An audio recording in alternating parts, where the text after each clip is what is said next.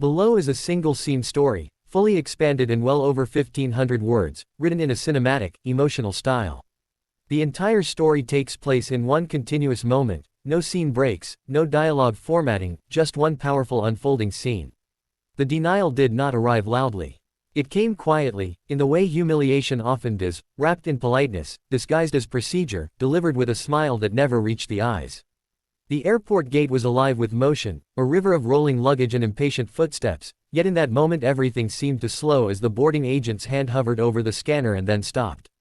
The woman standing before the counter had already extended her boarding pass, her posture calm, her expression composed, the kind of stillness that comes from years of learning not to react too quickly.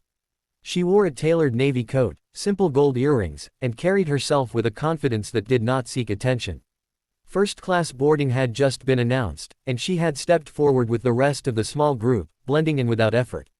But something in the agent's eyes shifted the instant the name appeared on the screen. There was a pause, too long to be accidental. The agent's fingers tapped the keyboard once, twice, then stopped again. Around them, passengers continued moving, boarding passes beeping cheerfully as others were waved through. The woman waited, patient, accustomed to delays, accustomed to systems that moved slowly when they wanted to. The agent finally looked up, her smile tightened, and she gestured slightly to the side, indicating that the woman should wait. No explanation was offered, no apology, just a subtle redirection, as if this were the most natural thing in the world. Minutes passed. The first-class line thinned. A man in a wrinkled blazer was waved through without hesitation. Another passenger laughed with the agent, exchanging small talk, then disappeared down the jet bridge. The woman remained standing to the side, her boarding pass still in her hand, the unspoken question hanging in the air. She glanced at the screen behind the counter, which still read first-class boarding in bold letters. She checked her pass again, not because she doubted it, but because she had learned that sometimes people needed proof repeated twice before they believed it. Finally, she stepped forward again, gently placing the boarding pass on the counter. The agent's eyes flicked down and back up, and this time the smile vanished completely. The agent said something brief, something rehearsed, something about a seat reassignment, and a system issue, her tone clipped and final. The woman listened without interrupting, her face unreadable.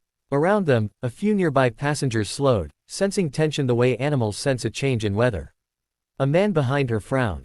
A woman clutched her purse a little tighter. The agent slid the boarding pass back across the counter, not meeting the woman's eyes. The implication was clear: step aside, you do not belong here. The woman did not raise her voice. She did not argue. She simply stood there, absorbing the weight of the moment, the familiar sting of being quietly told no, of being reminded that credentials and tickets and achievements sometimes mattered less than perception. She could feel the heat rising in her chest, not anger exactly, but something heavier, the exhaustion of having seen this before. She stepped aside once more, this time fully out of the boarding lane, and watched as the final first-class passengers were waved through. The gate area grew quieter as the general boarding groups were announced. People glanced at her, some with curiosity, some with discomfort, some with indifference. She felt invisible and hyper-visible all at once, standing there with a first-class ticket that suddenly seemed theoretical. What no one around her knew, what the agent certainly did not know, was that this woman had spent her life mastering moments like this. She had learned early that power did not always announce itself, that the most influential people in a room were often the quietest. She had built a career not on loud declarations but on precision, on preparation, on knowing exactly when to act. The airport noise washed over her as she reached into her coat pocket and withdrew her phone, her movements unhurried. She did not rush. Rushing would suggest desperation, and she was not desperate. She scrolled calmly, thumb moving with practiced ease, and selected a contact saved simply under a first name. The phone rang once, then twice, then connected. She did not step away. She did not lower her voice. She spoke softly, efficiently, relaying facts without embellishment: the flight number, the gate, the boarding issue. Her expression remained composed, but her eyes were sharp now, focused. Whatever was being said on the other end caused her to nod once, slowly, as if confirming something she already knew. As she ended the call, the agent glanced up briefly, irritation flickering across her face at the sight of the woman still standing there. The general boarding announcement echoed overhead. A line began to form again, longer this time, messier. The woman remained exactly where she was, just to the side of the counter, neither obstructing nor retreating. She was waiting. The change came subtly at first. A supervisor approached the gate, her stride brisk, her expression serious. She leaned in toward the agent, speaking quietly but firmly, her eyes flicking between the screen and the woman standing nearby. The agent's posture stiffened. Her fingers hovered over the keyboard again, this time moving faster, more urgently.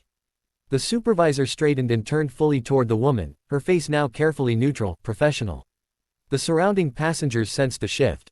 Conversations paused. A few people leaned slightly closer, pretending to adjust bags or check phones while listening. The woman met the supervisor's gaze evenly, offering no smile, no challenge, just presence. The supervisor gestured toward the counter, indicating that the woman should step forward. She did, placing her boarding pass down once more, the same piece of paper that had been dismissed minutes earlier now treated with new respect. The supervisor scanned the pass herself. Her expression changed, not dramatically, but enough. A subtle tightening around the eyes, a brief inhale. She glanced at the agent, then back at the woman. Something unspoken passed between them, a recalibration of assumptions. The supervisor nodded once, then turned to the agent and said something that caused the agent's face to flush, color rising quickly up her neck. The agent reprinted something, hands shaking just slightly, and slid a new boarding document across the counter. This time, it was accompanied by an apology, delivered stiffly, as if forced through clenched teeth. The woman listened, accepted the paper, and said nothing. She did not need to. The balance of power in the space had shifted so completely that words were unnecessary. But the moment was not finished. The supervisor did not leave. Instead, she stood there, addressing the agent again, this time with a firmness that could not be mistaken. Other staff members had begun to notice, gathering subtly, pretending to busy themselves nearby. The woman stood quietly as the conversation unfolded around her, the airport hum continuing as if nothing extraordinary were happening, even as something very important was. The supervisor gestured toward the jet bridge, then toward the agent's terminal. The agent nodded repeatedly, her earlier confidence gone. The supervisor then turned back to the woman, her tone now careful, respectful, offering assurances that went beyond the seat itself. The woman acknowledged them with a slight nod. She did not gloat. She did not smile. Vindication, for her, was not about triumph, it was about correction. As she finally walked down the jet bridge, first-class boarding long finished, the space seemed different. A few passengers avoided her gaze. Others watched her with something like awe. One woman offered a small, approving smile. The woman walked steadily, her heels clicking softly against the floor, each step measured. She took her seat without ceremony, placing her bag carefully in the overhead bin, smoothing her coat as she sat.